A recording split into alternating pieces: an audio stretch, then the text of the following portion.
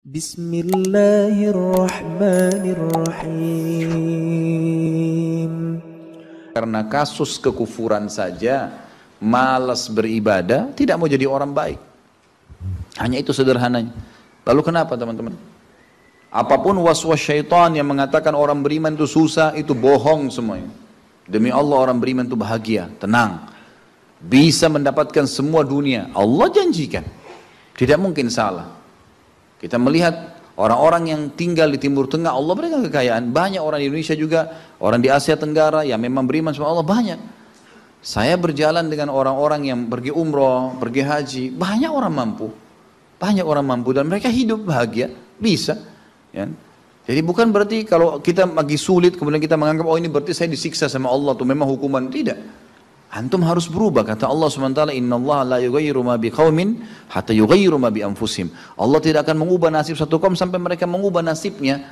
Maksud daripada ayat ini adalah, kata sebagian ulama, kalau seseorang muslim, dia memohon, merengek, mengadu sama Tuhannya, dan meminta apapun, sampai dia minta menjadi seorang raja dunia, akan dikabulkan oleh Allah.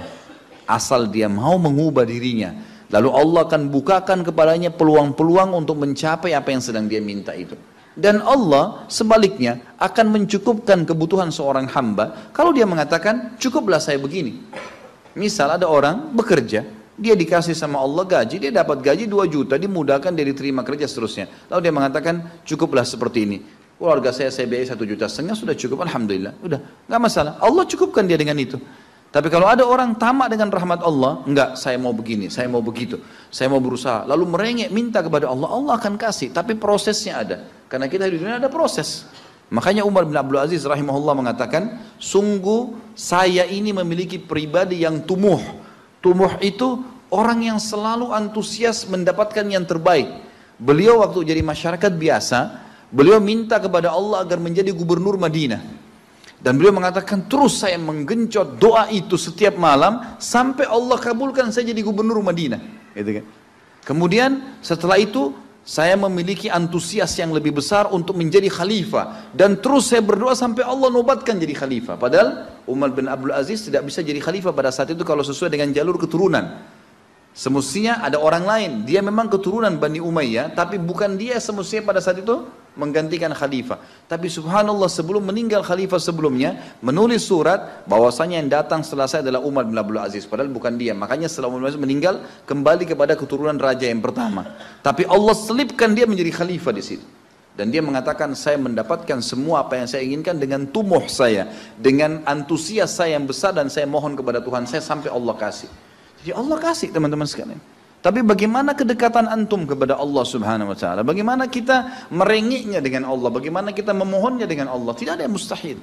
Coba terus minta sampai Allah kasih. Karena setiap seseorang hamba mengucapkan Rabbana atau Allahumma, atau kita mengatakan dalam maksudnya, ya Allah, wahai Tuhanku. Begitu kita mulai memohon, itu sudah ada garis startnya ucapan kita. Ada garis finishnya. Tinggal antum sabar sampai garis finish enggak? Banyak orang berdoa baru pertengahan sudah berhenti dengan alasan Allah belum kasih. Allah mau lihat ini orang benar nggak, serius nggak? Sama rasionalnya gini, kalau kita kuliah, begitu kita sudah daftar kuliah, sudah ada kan prediksi kita 4 tahun tamat S1 kan? Oh iya, semester 1, semester 2, semester 3, sampai semester 8 misalnya. Ini yang saya tahu pada saat kami S1 di Madinah begitu ya. 1 tahun 2 semester, 1, 2. Tahun kedua, 2, 3, dan 4. Sampai semester 8 selesai S1. Baik, kita begitu daftar, pertama sudah tahu. Saya akan kuliah 4 tahun nih. Kalau saya lulus, selama 4 tahun saya akan lulus menjadi S1. Kita sudah tahu kan. Kalau ada orang baru tingkat 2 sudah berhenti kuliah, dia sendiri berhenti. Itu sama rasionalnya orang kalau berdoa tuh. Kalau merengek sama Allah. Sabar sampai titik klimaksnya, kita akan dapat ijazahnya, kita akan dapat apa yang kita inginkan, gitu kan? Tapi kalau orang terburu-buru, tergesa-gesa, dia tidak dapat. Jadi selalu tamak terhadap rahmat Allah, dan itu bagian daripada ibadah. Allah SWT menyuruh kita tamak dengan rahmatnya, ya. Kita disuruh berdoa dengan khaufan wa tama'a.